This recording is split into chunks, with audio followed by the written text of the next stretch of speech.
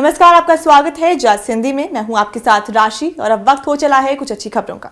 तो आइए बढ़ते हैं आज की पहली गुड न्यूज की ओर। सड़क परिवहन और राजमार्ग मंत्री नितिन गडकरी की अगुवाई वाली एक संसदीय समिति जोजिला सुरंग के निर्माण कार्य का जायजा लेने पहुंची थी। केंद्रीय मंत्री के साथ जम्मू कश्मीर के उपराज्यपाल मनोज सिन्हा भी मौजूद थे। उन्होंने करीब 11,500 फुट की ऊंचाई पर निर्माण कार्यों का जायजा लेने के बाद कहा कि भारत के इतिहास में एक ऐतिहासिक एवं महत्वपूर्ण सुरंग है। इस सुरंग की लंबाई एशिया में सबसे अधिक रहने की संभावना है। 13 सदस्यीय सलाहकार समिति के साथ सुरंग के निर्माण स्थल का दौरा करने के बाद गडकरी ने मीडिया से कहा कि एक ऐतिहासिक सुरंग परियोजना कश्मीर घाटी को कन्याकुमारी से जोड़ने के एक सपने का हिस्सा है। श्रीनगर करगिल लेह राजमार्ग पर यह सुरंग जोजिला दर्रे से होकर गुजरेगी। ये सुरंग परियोजना सामरिक नजरिए से काफी महत्वपूर्ण मानी जा रही है, क्योंकि सर्दियों में भारी बर्फबारी के कारण राजमार्ग बंद हो जाता है, जिससे लद्दाख क्षेत्र का कश्मीर घाटी से संपर्क टूट जाता है। जोजिला सुरंग कश्मीर के गांदरबल जिले में बालटाल को लद्दाख में कारगिल जिले के द्रास कस्बे में मिनी मार्ग से जोड़ेगी। सोनमर्ग से बालटाल तक 18 किलोमीटर लंबा संपर्क मार्ग है, जबकि मुख्य सुरंग की लंबाई 13 किलोमीटर है। गडकरी ने जोजिला सुरंग का जिक्र करते हुए कहा कि इस परियोजना की अनुमानित लागत 12,000 करोड़ रुपए थी, लेकिन विशेषज्ञों और अंतर्राष्ट्रीय सलाहकारों के साथ चर्चा के बाद इसकी लागत में 5,000 करोड़ रुपए तक की कटौती करने में सफलता मिली है। उन्होंने कहा कि हमारे देश के लिए पहला मौका है जब हम किसी परियोजना की अनुमानित लागत में 5,000 करोड़ रुपए की बचत करने जा रहे हैं। यहाँ पर काम करना बहुत मुश्किल है। लोग 0 से 26 डिग्री सेल्सियस के नीचे काम करते हैं।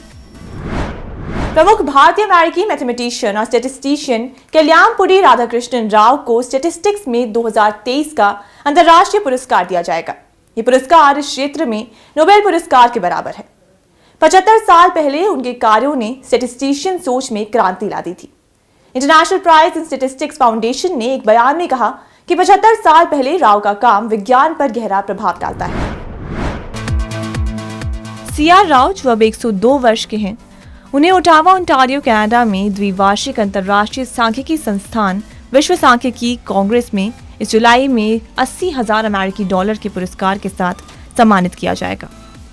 सीआर राव का जन्म कर्नाटक के हथकली में एक तेलुगु परिवार में हुआ था। उनकी स्कूली शिक्षा आंध्र प्रदेश के गुदुर, नंदीगामा और विशाखापट्टनम में पूरी हुई। उन्होंने आंध्र विश्वविद्यालय से गणित में एमएससी और 1943 में कलकत्ता विश्वविद्यालय से सांख्यिकी में एमए किया। उन्होंने कैम्ब्रिज यूनिवर्सिटी के किंग्स कॉलेज से पीएचडी की डिग्री हासिल की। उन्होंने 1965 में कैम्ब्रिज से डीएससी की डिग्री भी ली। राव ने सबसे पहले कैम्ब्रिज में भारतीय सांख्यिकी संस्थान और मानव विज्ञान संग्रहालय में काम किया। बाद में उन्होंने कई महत्वपूर्ण पदों पर भारतीय सांख्यिकी संस्थान के निदेशक, जवाहरलाल नेहरू प्रोफेसर और भारत में राष्ट्रीय प्रोफेसर, पिट्सबर्ग विश्वविद्यालय में विश्वविद्यालय के प्रोफेसर और एबरली प्रोफेसर और सांख्यिकी के अध्यक्ष और पेनिसिल्वेनिया राज्य में बहुभिन्न रूपी विश्लेषक केंद्र के निदेशक के रूप में कई महत्वपूर्ण पदों पर काम किया। वो वर्तमान में पेनिसिल्वेनिया स्टेट यूनिवर्सिटी में प्रोफेसर एमेरिटस और बफेलो विश्वविद्यालय में रिसर्च प्रोफेसर हैं। राव को कई सम्मान मिल चुके हैं। उन्हें भारत सरकार द्वारा पद्म भूषण और 2001 में पद्म विभूषण की उपाधि से भी सम्मानित किया गया था। बता दें कि सांख्यिकी में अंतर्राष्ट्रीय पुरस्कार हर 2 साल में 5 प्रमुख अंतर्राष्ट्रीय सांख्यिकी संगठनों के सहयोग से दिया जाता है। भारत की धरती पर अब 3,167 बाघ दहाड़ रहे हैं। साल 2022 में हुई गणना के अनुसार 2018 की तुलना में बाघों की आबादी में 200 का इजाफा हुआ है। ताजा रिपोर्ट में प्रधानमंत्री मोदी ने प्रोजेक्ट टाइगर के 50 वर्ष पूरे होने पर जारी की। 1973 में जब प्रोजेक्ट टाइगर शुरू हुआ था, तब देश में 1800 बाघ रह गए थे। वहीं 2006 में महज 1411 ही बचे थे। इस लिहाज से 17 सालों में बाघों की आबादी 2.25 गुना बढ़ी। पीएम मोदी ने इस मौके पर इंटरनेशनल बिग कैट अलायंस व अमृत काल का टाइगर विजन भी जारी किया। इसमें अगले 25 वर्ष में बाघ संरक्षण के लक्ष्य रखे गए। इससे पहले मोदी ने बांदीपुर और मुदुमलाई टाइगर रिजर्व में 20 किलोमीटर लंबी जीप सफारी का लुत्फ उठाया था। पीएम नरेंद्र मोदी ने कहा कि प्रोजेक्ट टाइगर को 50 वर्ष हो गए हैं। इसकी सफलता न केवल भारत बल्कि पूरे विश्व के लिए गौरव का विषय है। भारत ने बाघों को बचाया, बेहतरीन इकोसिस्टम दिया। यह हमारे लिए और भी सुखद है कि हमने अपनी आबादी के 75 वर्ष पूरे किए। उसी समय दुनिया की 75% बाघ आबादी भारत में है। पूरे देश को बधाई। तब जब बाघों की आबादी तेजी से घटी तो भारत ने 1 अप्रैल 1963 में प्रोजेक्ट टाइगर शुरू किया था। उस समय 9 टाइगर रिजर्व व 18,278 वर्ग किलोमीटर के जंगल इसमें शामिल हुए। अब आज 53 टाइगर रिजर्व और 75,000 वर्ग किलोमीटर जंगलों में चल रहा है प्रोजेक्ट टाइगर। गणना में 32,588 कैमरों ने 4.70 करोड़ तस्वीरें ली हैं। भारत के युवा ग्रैंड मास्टर डी गुकेश ने फाइनल में पूर्व वर्ल्ड रैपिड चैंपियन उज्बेकिस्तान के नादिर बेग को हराकर world chess armageddon Asia and oceanic event का खिताब जीत लिया है।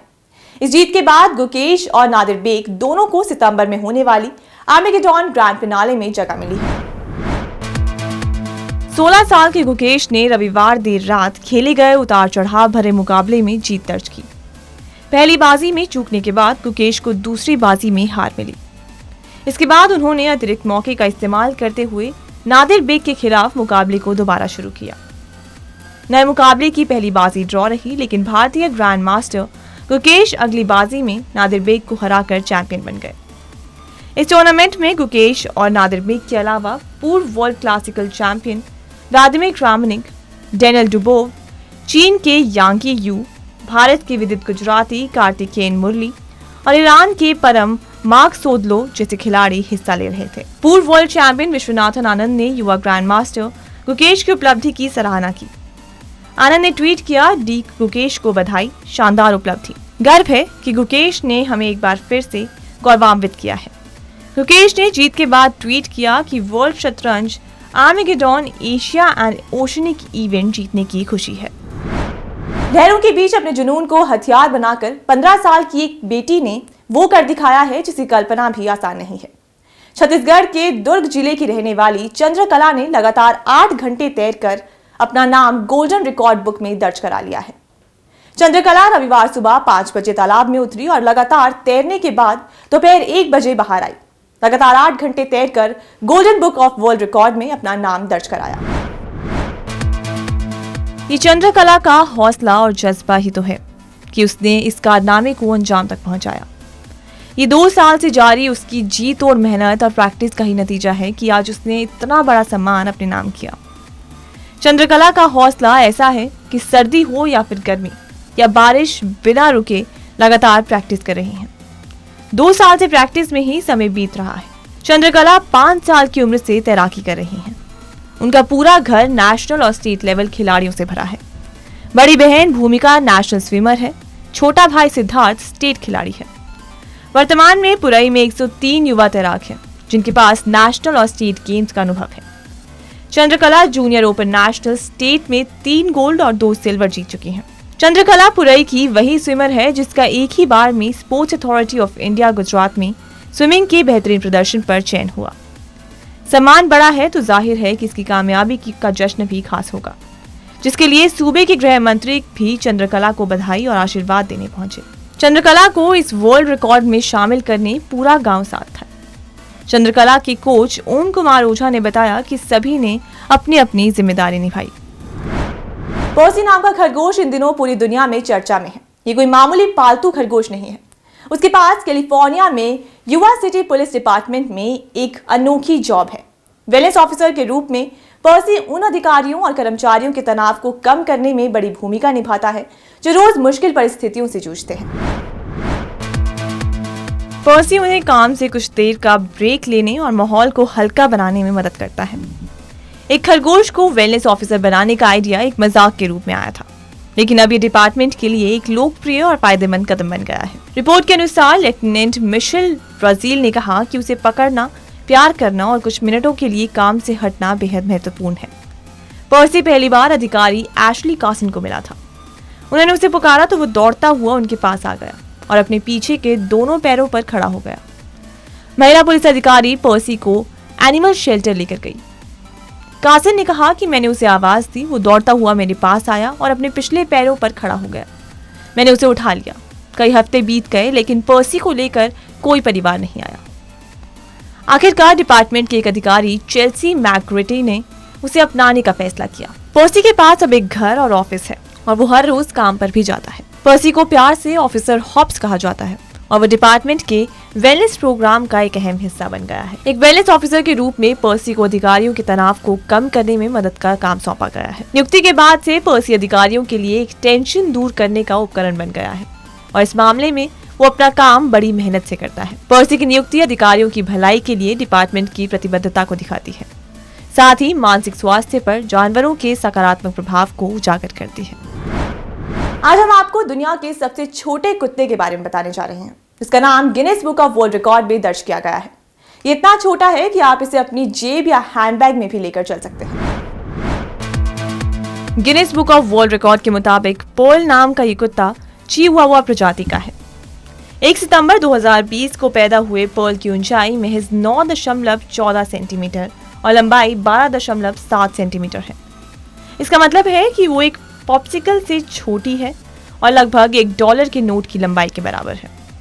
अब इसका वजन सिर्फ 553 ग्राम है। ये जानना और भी दिलचस्प है कि पर्ल चिहुआहुआ डॉग मिरेकल मिली की रिश्तेदार है, जिसने इससे पहले दुनिया का सबसे छोटा कुत्ता होने का विश्व रिकॉर्ड अपने नाम किया था। मिली की तरह पर्ल भी जन्म के समय महज 28 ग्राम की थी। पर्ल की मालिक वेनेसा सेमलर ने हाल ही में एक इतालवी टीवी शो लो शो दे रिकॉर्ड पर इसे दुनिया के सामने पेश किया। तब सेमलर ने कहा कि हम बेहद खुशनसीब हैं कि हमारे पास दुनिया का सबसे छोटा डॉगी है। इस खबर को शेयर करने का हमारे पास अनूठा अवसर है। पर्ल के रिकॉर्ड को सत्यापित करने के लिए ऑरलैंडो के क्रिस्टल क्रीक एनिमल हॉस्पिटल में अलग अलग अंतराल पर उसकी ऊंचाई को 3 बार मापा गया।